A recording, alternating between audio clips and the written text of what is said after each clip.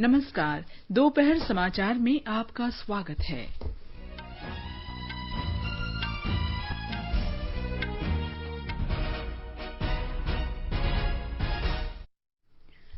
प्रधानमंत्री नरेंद्र मोदी और डेनमार्क के प्रधानमंत्री मेट फ्रेडरिक्सन के बीच आज वर्चुअल द्विपक्षीय शिखर बैठक।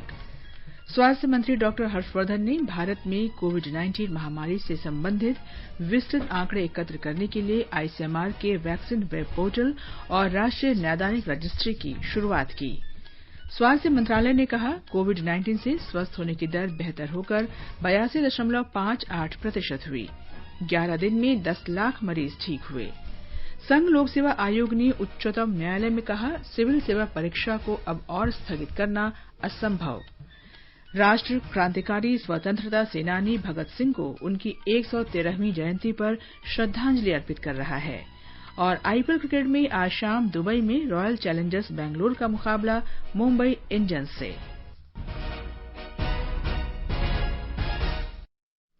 दोपहर समाचार में मैं हूं कनकलता और मेरे साथ हैं मेरी सहयोगी अलका सिंह। महात्मा गांधी की 150वीं जयंती समारोहों के अवसर पर विशेष श्रृंखला में हम बुलेटिन का आरंभ बापू की बात से कर रहे हैं।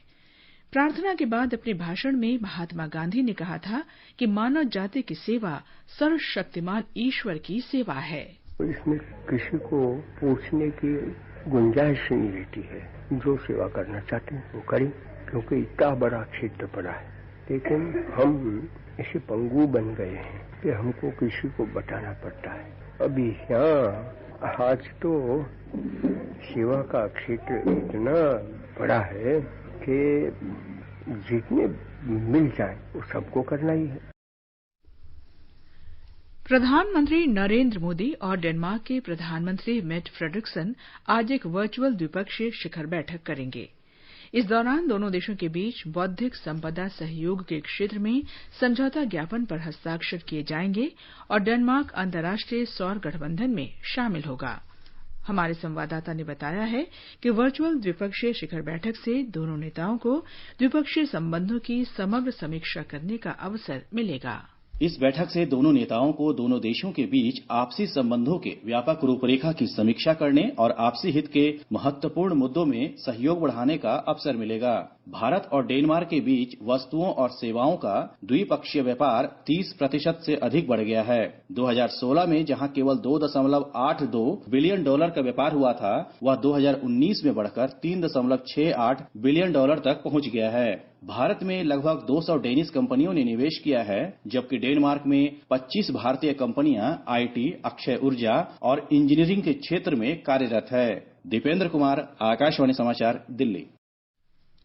स्वास्थ्य और परिवार कल्याण मंत्री डॉक्टर हर्षवर्धन ने कोविड-19 के लिए भारतीय आयुर्विज्ञान अनुसंधान परिषद आईसीएमआर के वैक्सीन वेब पोर्टल और राष्ट्रीय क्लिनिकल रजिस्ट्री का शुभारंभ किया।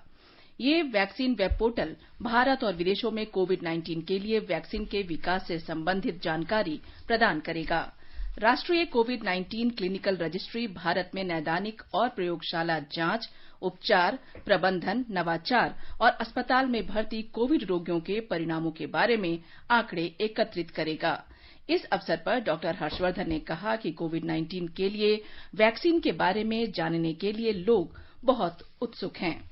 उन्होंने कहा कि वैक्सीन के विकास के बारे में सभी जानकारी पारदर्शी तरीके से प्रदान की जानी चाहिए।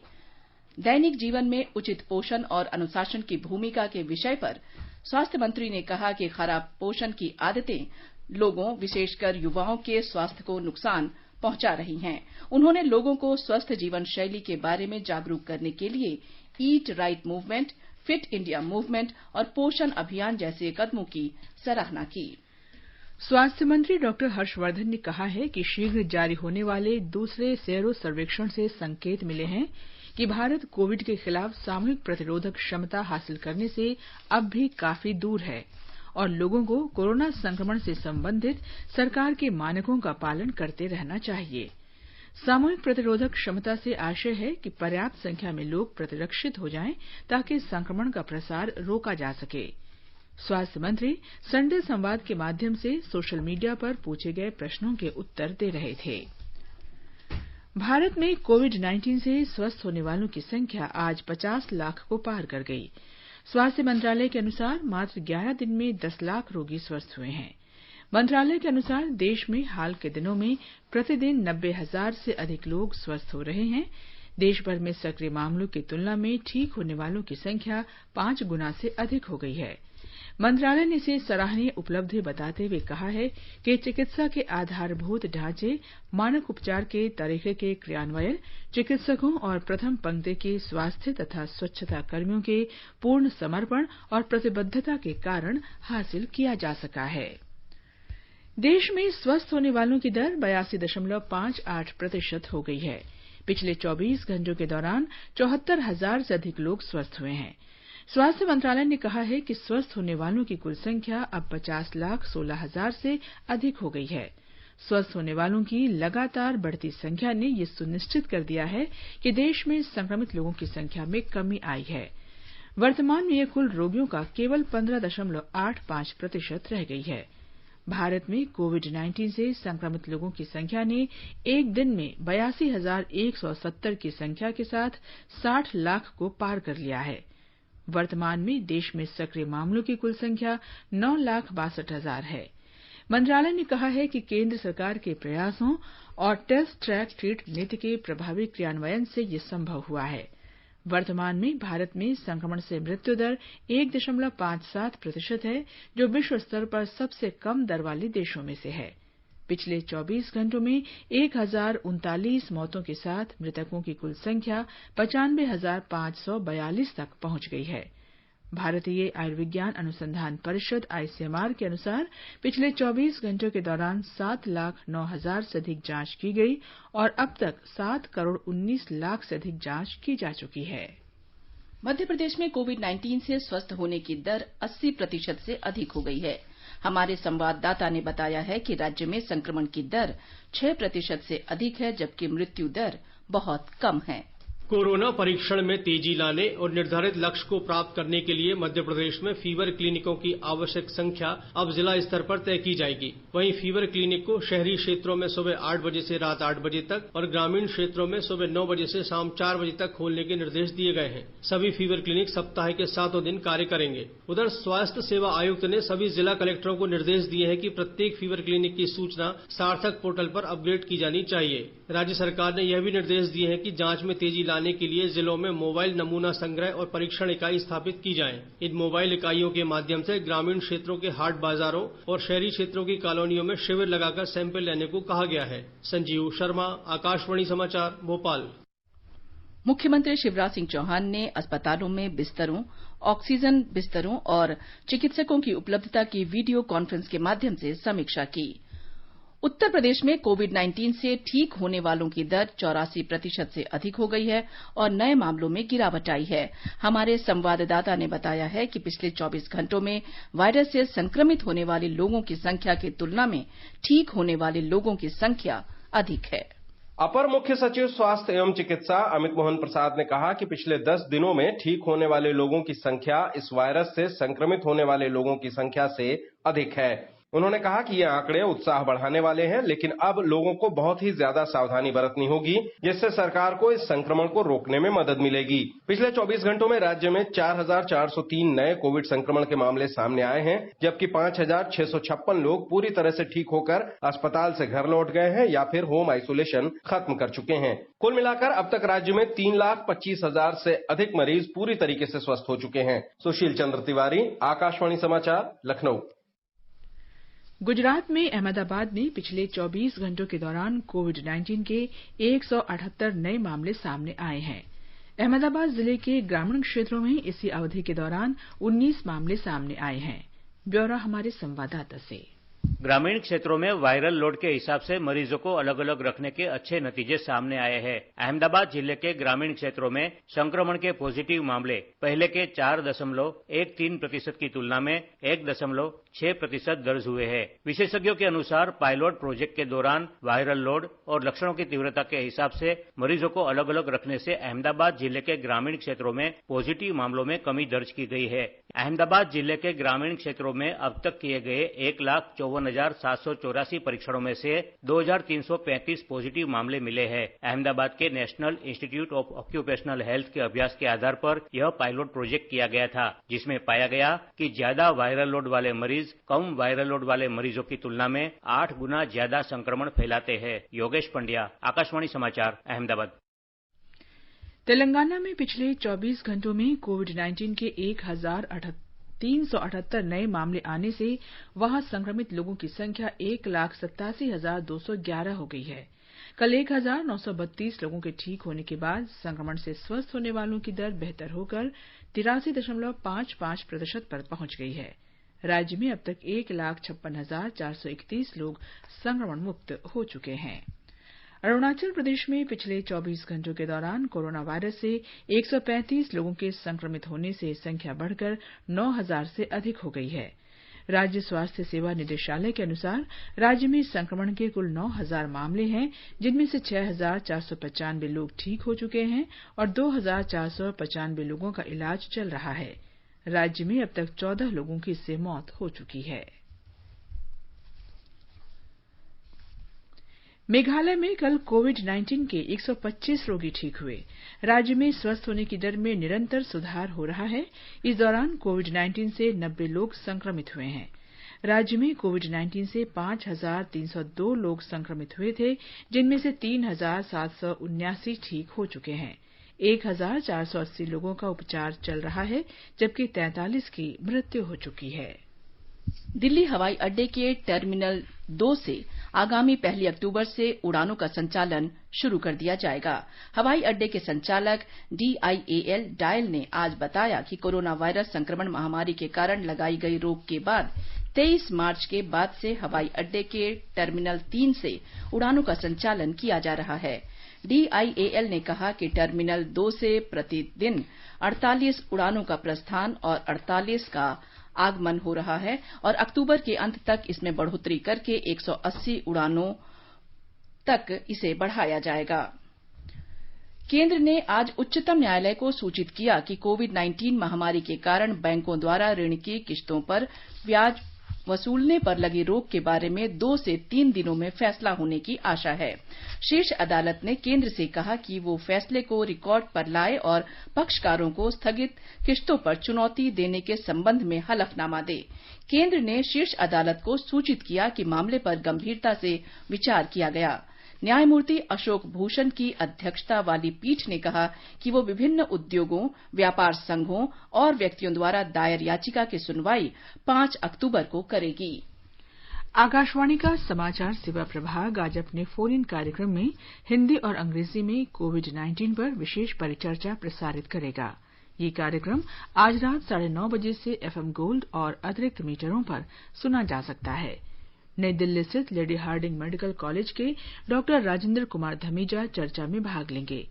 श्रोता हमारे टोल फ्री नंबर 1800-115767 पर फोन करके विशेषज्ञ से सीधे सवाल पूछ सकते हैं। लैंडलाइन नंबर 011-2331-4444 पर भी सवाल पूछे जा सकते हैं।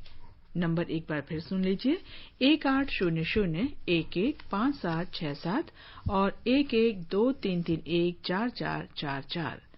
Twitter handle @AIR news alerts पर #AskAIR के जरिए भी सवाल पूछे जा सकते हैं। ये कार्यक्रम हमारी वेबसाइट newsonair.com और हमारे YouTube channel news on AIR official पर भी उपलब्ध रहेगा। Mobile app news on AIR से भी अपडेट लिए जा सकते हैं। ये समाचार आकाशवाणी से प्रसारित किए जा रहे हैं। ताज़ा समाचार जानने के लिए आप हमारे Twitter handle @AIR news Hindi को फॉलो कर सकते हैं। All India Radio presents World News. News and views from across the globe. What happened? What is up next? The newsmakers and the highlights of the day. Every day at 10:20 p.m. in the night. On 100.1 FM, All India Radio.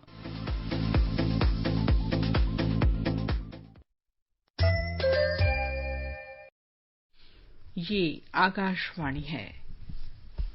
आगे बढ़ने से पहले मुख्य समाचारों पर एक नजर।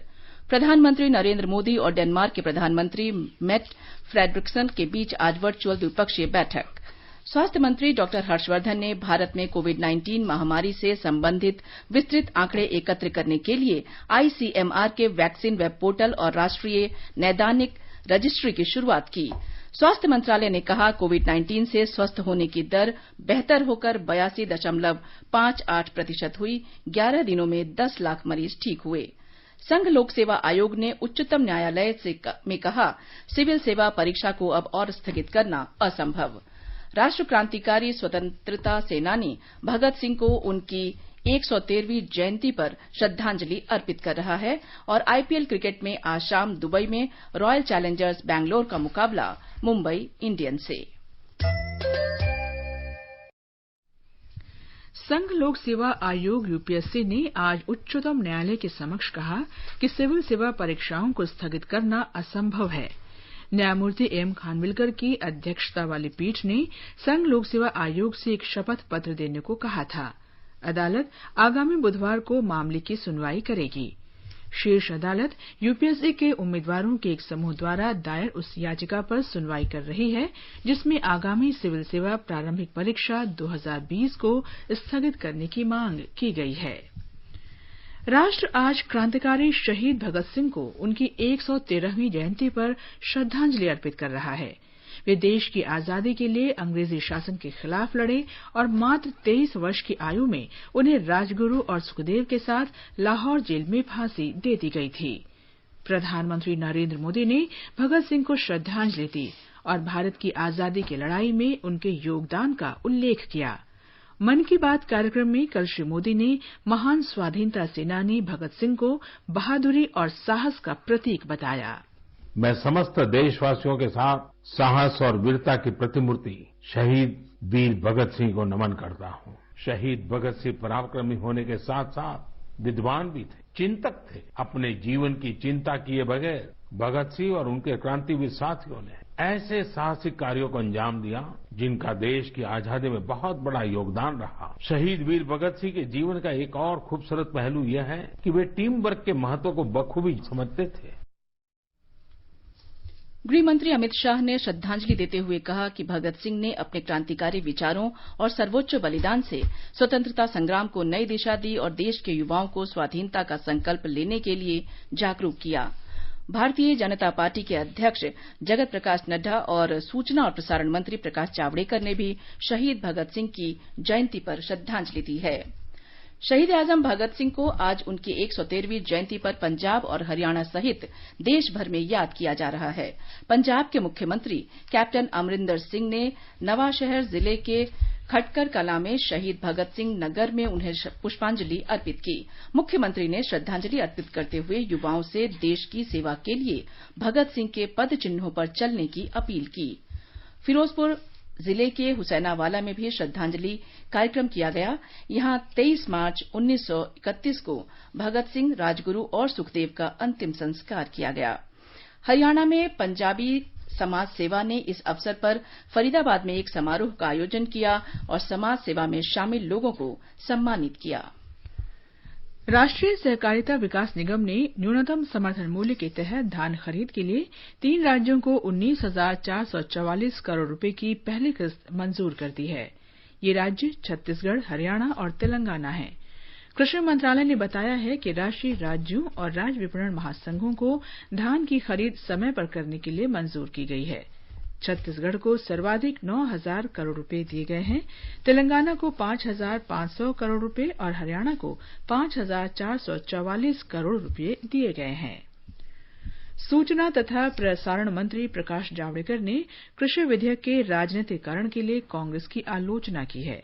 संवाददाताओं को संबोधित करते हुए श्री जावड़ेकर ने कहा कि कांग्रेस किसानों को गुमराह कर रही है और सुधार की पहल पर राजनीति कर रही है। कांग्रेस पूरी तरह से आज बेनकाब हुई। इसकी जितनी निंदा की जाए, ये कौन सा आंदोलन है कि ट्रक से आप अच्छा खासा ट्रैक्टर लाके उतारते हो और उसको जलाते हो, ये जानबूझ के टीवी का पब्लिसिटी लेने के लिए इस तरह का काम किया और कांग्रेस पूरी तरह से आज बेनकाब हो गई जनता के सामने। यही कांग्रेस का आंदोलन है और इसी तरह से वो किसानों को गुमराह करने का प्रयास कर रहे हैं, लेकिन किसान गुमराह होने वाला नहीं है। किसानों को मालूम है खरीद शुरू हो गई है, एमएसपी जारी है, एपीएमसी भी मजबूत है और मजबूत तरीके से खरीद शुरू हो गई है, तो अब क्या बचा? और इसलिए ये गुमराह करने की कोशिश असफल रहेगी।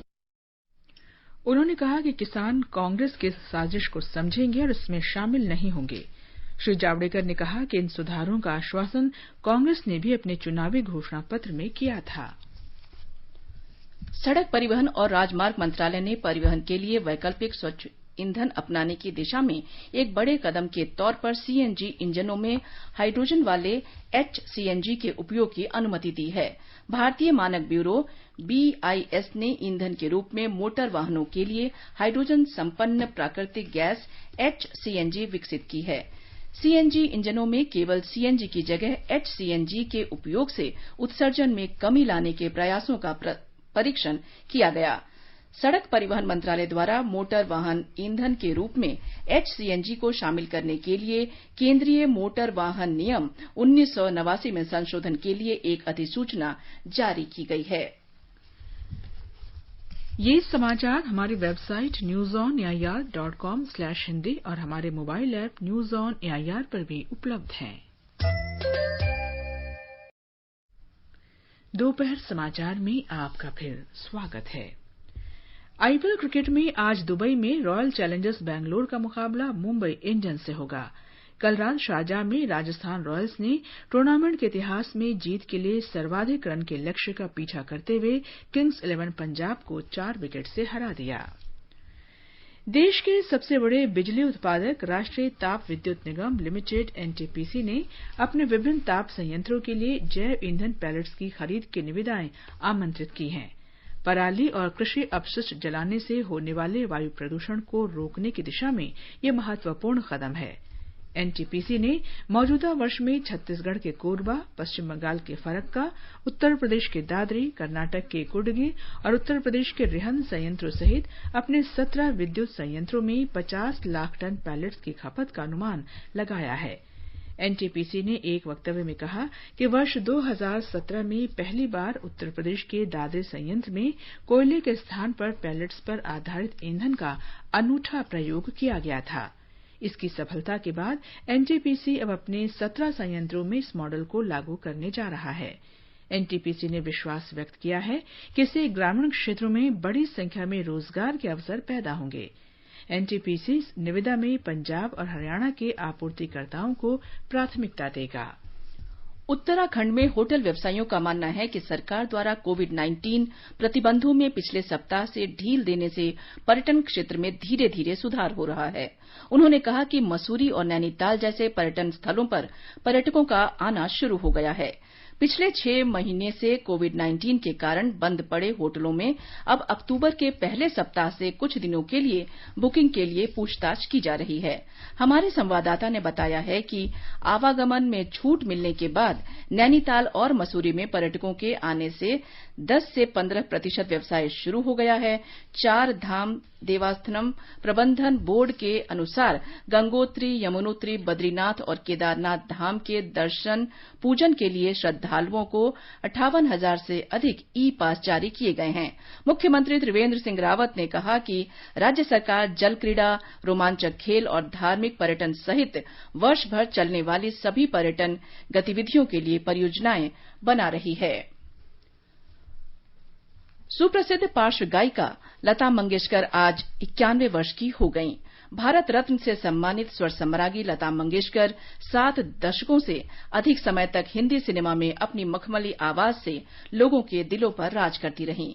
स्वर कोकिला लता जी ने अन्य कई भारतीय भाषाओं में भी गीत गाए। एक रिपोर्ट। मध्य प्रदेश के इंदौर में वर्ष 1929 में आज ही के दिन जन्मी लता मंगेशकर को बहुत कम उम्र में संगीत से परिचय कराया गया था। लता दीदी ने प्राथमिक संगीत शिक्षण अपने पिता दीनानाथ मंगेशकर से लिया। लता दीदी का गाया हुआ नौशाद द्वारा रचित प्यार किया तो डरना क्या मुगले आजम फिल्म से आज भी प्रसिद्ध है।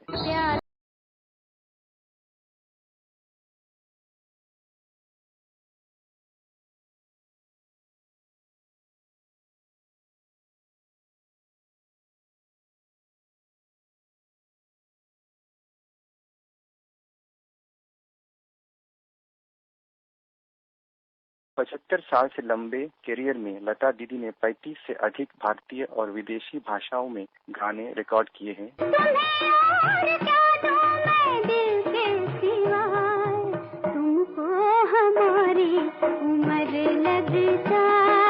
प्रधानमंत्री नरेंद्र मोदी ने लता दीदी के 91वें जन्मदिन पर उन्हें बधाई देने के लिए उनसे बात की और कहा कि वह खुद को भाग्यशाली मानते हैं कि उन्होंने हमेशा उनका स्नेह और आशीर्वाद प्राप्त किया है। महाराष्ट्र के मुख्यमंत्री उद्धव ठाकरे ने उनको अपने जन्मदिन पर बधाई देते हुए उनकी लंबी आयु और स्वस्थ जीवन की कामना की।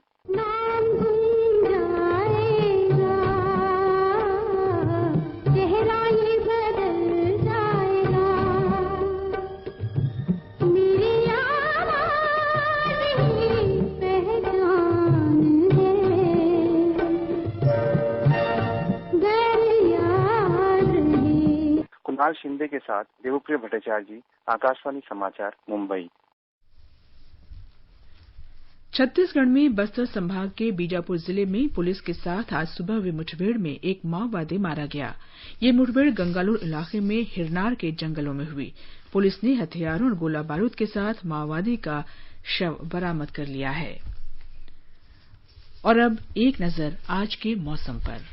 दिल्ली में आसमान साफ रहेगा। न्यूनतम तापमान 22 डिग्री सेल्सियस और अधिकतम 37 डिग्री सेल्सियस रहने के आसार हैं। मुंबई में बादल छाए रहने और हल्की वर्षा का अनुमान है। न्यूनतम तापमान रहा 27 डिग्री सेल्सियस, अधिकतम 32 डिग्री सेल्सियस के आसपास रहेगा। चेन्नई में बादल छाए रहने और हल्की बारिश होने के आसार हैं। तापमान 27 से 33 डिग्री सेल्सियस के बीच रहने की संभावना है। कोलकाता में आंशिक रूप से बादल छाए रहने और सामान्य वर्षा या गरज के साथ बौछार का अनुमान है। न्यूनतम तापमान 26 डिग्री सेल्सियस रिकॉर्ड किया गया, अधिकतम 33 डिग्री तक जा सकता है। जम्मू में आसमान साफ रहेगा। न्यूनतम तापमान 19 डिग्री रहा और अधिकतम तापमान 35 डिग्री सेल्सियस तक जा सकता है। श्रीनगर में न्यूनतम तापमान 8 डिग्री सेल्सियस और अधिकतम 26 डिग्री सेल्सियस के बीच रहने की उम्मीद है। आसमान साफ रहेगा। लद्दाख में भी आसमान साफ रहने के आसार हैं। तापमान 7 और 22 डिग्री सेल्सियस के बीच रहेगा। गिलगित में तापमान 13 और 26 डिग्री सेल्सियस के बीच रहने की उम्मीद है। आंशिक रूप से बादल छाए रहेंगे। गरज के साथ बारिश हो सकती है। मुजफ्फराबाद में आसमान साफ रहेगा। दोपहर या शाम तक बादल छाए रहेंगे। तापमान 15 से 33 डिग्री सेल्सियस के बीच रहेगा। देहरादून में तापमान 20 और 32 डिग्री सेल्सियस के बीच रहने की आशा है। आसमान साफ रहेगा, लेकिन दोपहर या शाम को आंशिक रूप से बादल छाए रह सकते हैं। गुवाहाटी में आमतौर पर बादल छाए रहेंगे। 1 या 2 बार बारिश या गरज के साथ बौछार पड़ने की संभावना है। समाचार कक्ष से चंद्रिका जोशी।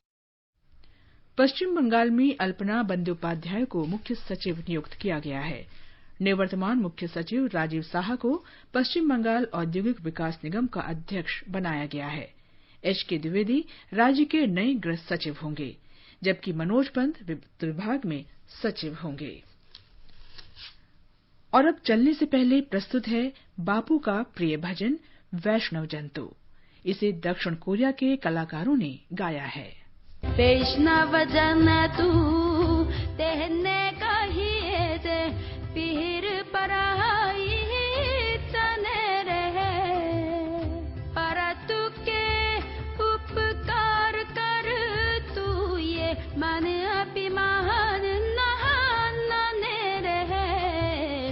वैष्णव जंतु तेहने कहिए जे पीर पराई चने रहे।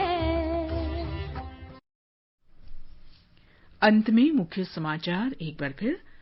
प्रधानमंत्री नरेंद्र मोदी और डेनमार्क के प्रधानमंत्री मेट फ्रेडरिक्सन के बीच आज वर्चुअल द्विपक्षीय शिखर बैठक।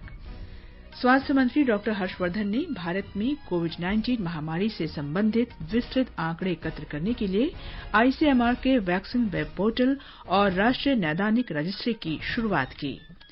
स्वास्थ्य मंत्रालय ने कहा, कोविड-19 से स्वस्थ होने की दर बेहतर होकर 82.58% हुई। 11 दिन में 10 लाख मरीज ठीक हुए। संघ लोक सेवा आयोग ने उच्चतम न्यायालय में कहा, सिविल सेवा परीक्षा को अब और स्थगित करना असंभव। राष्ट्र क्रांतिकारी स्वाधीनता सेनानी भगत सिंह को उनकी 113वीं जयंती पर श्रद्धांजलि अर्पित कर रहा है।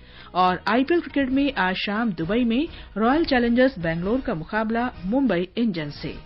इसके साथ ही दोपहर समाचार का ये अंक समाप्त हुआ। नमस्कार।